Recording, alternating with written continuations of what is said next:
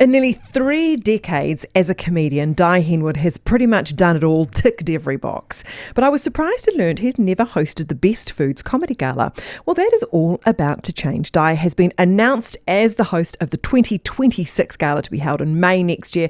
Dai Henwood, good morning. Good morning. It's a pleasure to be here, and I'm pretty excited about this because I started out 2001 would have been my first gala, and that was back in the day when Kiwis didn't host it. We'd bring in a big international. That's right. Like there was your people like Wayne Brady, who was from Whose Line Is It Anyway over there, and my favourite was always Jamoan and Bill Bailey and these. So as a Kiwi, especially as a young comic, you're so excited because these international acts would be on. And this was also back in the time where New Zealand had quite a bit of cultural cringe. So when there was an Irish comic on, their accent would get them half the way there. And then it was extra hard as a Kiwi. And it's super cool now to host it, see how vibrant the comedy industry is, how diverse the comedy industry is, and how Kiwis are just sort of really killing it with the overseas acts as well. And actually that explains it, because I was thinking to myself, and I didn't want to remind you it had been over 20 years since you first appeared at a gala, but I was thinking that's crazy that in that time you haven't. But that's exactly what they did. We had to have, it was sort of given some sort of validation as being a top class comedy thing because there was an international host, and now we all know we just do not need that. It was comedy and music, because I remember with New Zealand Music Month was a big thing. That's right, yeah. And it was, oh my gosh, radio stations have to play a certain amount of New Zealand music. Now that's not even thought of. It just is out there. And it's been awesome growing up through all of that and seeing and sort of through the rise of the internet and seeing how comedy and even promoting shows has pivoted from, you just do a poster run to now there's all the dynamics around social and that. And I always I'm someone who loves change, and I've always loved change. So seeing how things evolve is awesome. Yet it's so cool you have something like the gala that in its essence has stayed the same. It is an intro to the comedy festival. You get to have a sort of tapas plate of comics. You can go, they're up my alley, I'll go and see them. I wasn't expecting that. And that hasn't changed, and it's amazing seeing that the comedy festival is still so vibrant. And the joy of comedy is people want to laugh in hard times.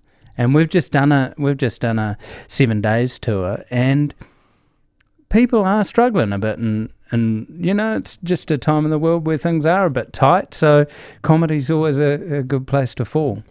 So how different is it from being one of those tappers to hosting it? Because if you're just the tapper, you put together a 4-minute routine or something? Yeah, that in a way it's harder being the act, because 4 minutes. Yeah. You're like, okay, I'm doing a show.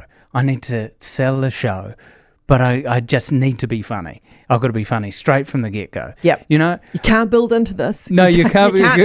Can't hit your stride at 3 minutes. If you're 40. building into it, you're doing it wrong. And the hard thing is because a lot of international acts are coming, and they've done, say, an Edinburgh Festival or Melbourne Festival, and so they're hitting the ground polished. Yeah. They know how to sell a show. They've sort of clipped it into a bit, whereas a lot of the local acts are building up. They have just written a fresh show. They don't know quite how it's going to go or whatever. So I enjoy hosting also because it's a big day, and if you're just aiming at 4 minutes, it's so stressful. Like I remember just the nerves and trying not to psych yourself out, and that thing of getting so wound up and just trying to relax. And so you're quite looking forward to the fact that you've got a whole show to drag a joke out, Exactly, Nice. Well, that gig's not working, I'll go back to a bit of admin. So, bit of housekeeping. Yeah. Here we go. What is your approach to comedy? Like I've over the years, I've had some hilarious conversations with comedians, as you'd expect. But what surprised me was some of them prepare their show for the festival months out. They know what they're going to do. They're organised. Others take a photo for a poster and give it a name and still kind of weeks out don't quite know what they're going to do. Which basket do you sit in? I almost in the middle, but more to over-prepare. I mean, my dad was an actor, so I grew up in a theatre where shows are very much rehearsed. All of that. So I don't like to leave anything too last minute. So I prepare it. Yep. There's always about 10 minutes of the show that I leave towards the end to sort of massage around. And my main thing is, in the lead up to it, I like hanging out with funny people and laughing, because it's that thing of, if I'm having fun and laughing, that's what people want. They want to have fun and laugh. So my style of comedy is very much just, I'm a happy guy. I've always described myself, I'm just a Kiwi trying to have a good time. And that's what I think a lot of us are. Have you always done that when you've had that 10 minutes at the end just to play around, or does that come with experience? It sort of comes with experience, because I know I'm going to play around, but I've got an idea. Oh no, that could weave into that, and if someone gets a bit chatty, that could happen. And so now it's that thing of having the experience and being comfortable with yourself that you can handle it. Because the hardest thing is standing on stage and something hasn't popped into your head, and 5 seconds to me feels like an hour. And people, I'll say my wife comes to a show and I'm like, after that bit I was struggling to know it, and she's like, oh, it just went seamlessly in, but in my head it was this cavern of silence. I don't know how you do it. I couldn't do it. I mean, even if I was completely and fully prepared, I'd still walk out probably in front of an audience and just stand there and look at them all and walk off again.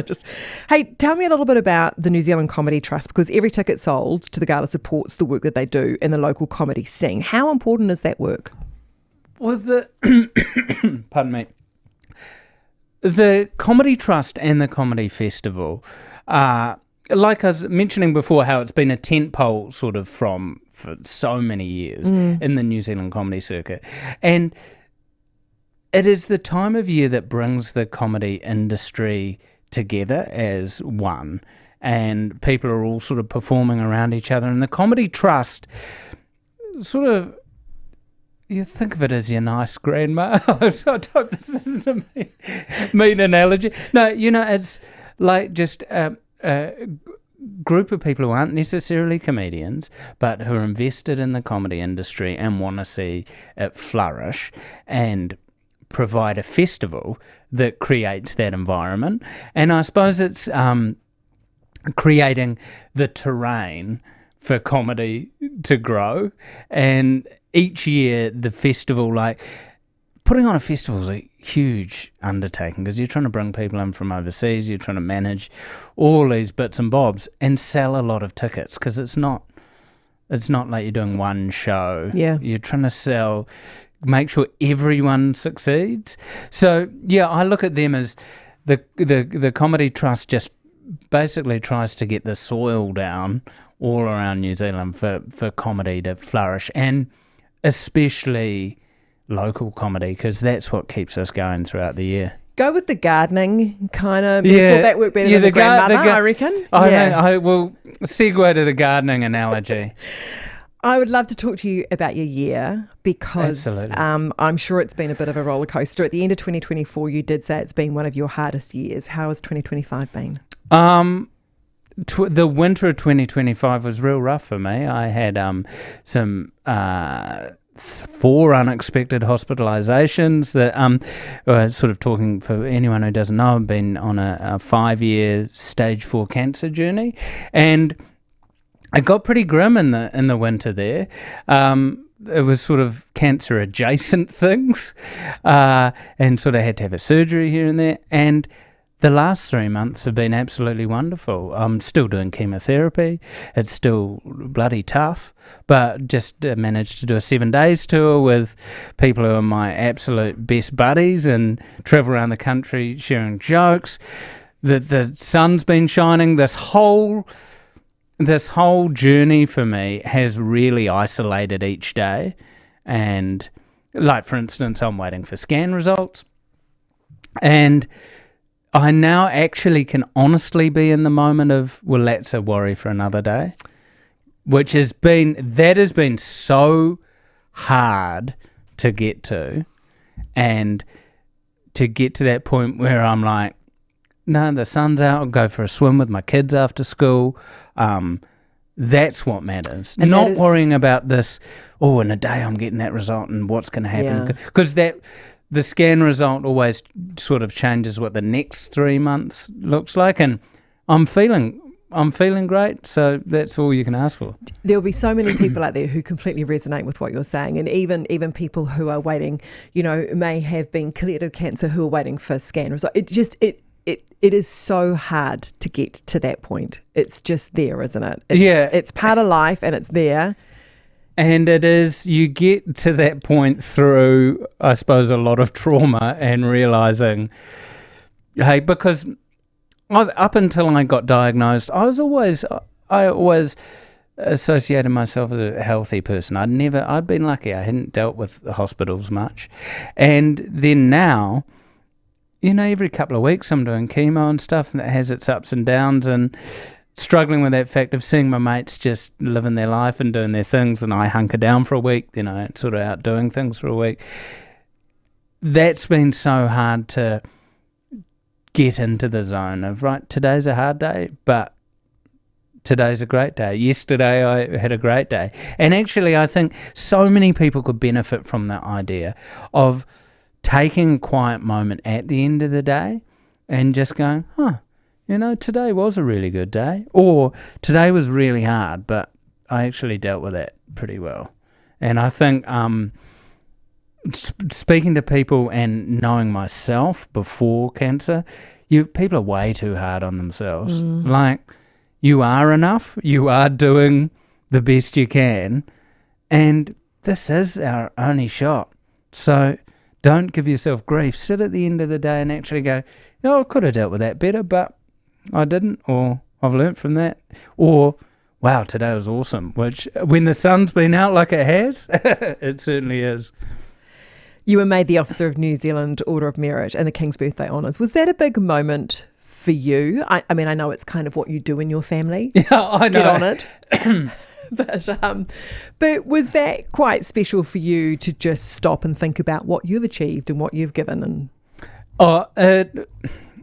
it was huge. So over sort of my career and stuff, I've been blessed to have won comedy awards and that sort of thing. But I've always been about a guy who's about the process. Like, I've sort of always looking at the next thing rather than celebrating the last thing. And also in New Zealand, to make a living in this game, you have to be on to the next thing, because it's not like one thing pays and then that you sit on your laurels. But getting it after I had done a book and a doco series on my journey, and they're two of the pieces of work that I'm most proud of, it was huge for me. And it actually, I did sit back and go, I'm very proud of myself. I'm proud of like what my kids can look at and go, Dad did a good job there. He was a good guy as well as just funny. And it was massive. And on the back of that, I got a distinguished alumni from Victoria University, where I felt so out of my depth. Because I'm there with a guy who negotiates the end of wars. He negotiated the end of the Bosnian-Serbian war, and he's been in the Congo. And then it's like, and he's sort of going around New Zealand telling jokes. But also, I have a Kiwi thing that's easy to underestimate myself. And I was just going to say, I'm really thrilled to hear you say that you're proud of what you've done, because I know how much people have benefited from what you've shared and the way you're approaching life and the way you're approaching this journey that you're on. So actually, and we're too quick in New Zealand not to want to actually go, you know what, you did good. I did good. And I think I'm thrilled to hear you say that you're proud of what you've achieved. It's completely. Great. It is something that it is easy to underplay, and it's so Kiwi. It plays into the tall poppy thing, and don't want to stick your head up too much. But going back to that end of the day thing, you do need to sit back and go, actually, I've done a good job there, or I am a damn good husband. I'm a damn good father, and it's not bad saying that. It makes you want to sort of aspire to be better. And on this journey, I've been contacted, and I am in contact with so many patients around New Zealand, and we share our war stories and our ups and downs, and getting contacted by people. I got an email, I get a few of these, of someone who said, I read your book, I've pushed for a colonoscopy, and they found cancer, but they got rid of it early, and I wouldn't have pushed for that colonoscopy. And it's very easy to say that thing of, if it helps one person.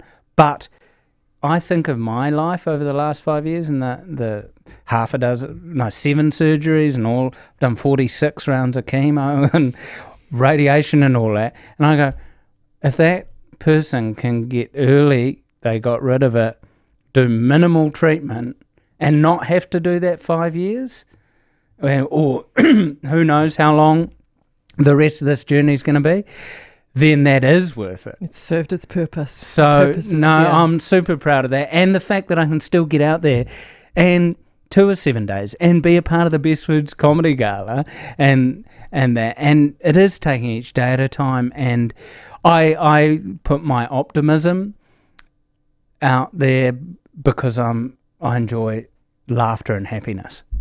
Dai Henwood, congratulations on scoring the gig. Can't wait to see you hosting the gala next year, and best of luck for 2026. Thank you so much for coming in.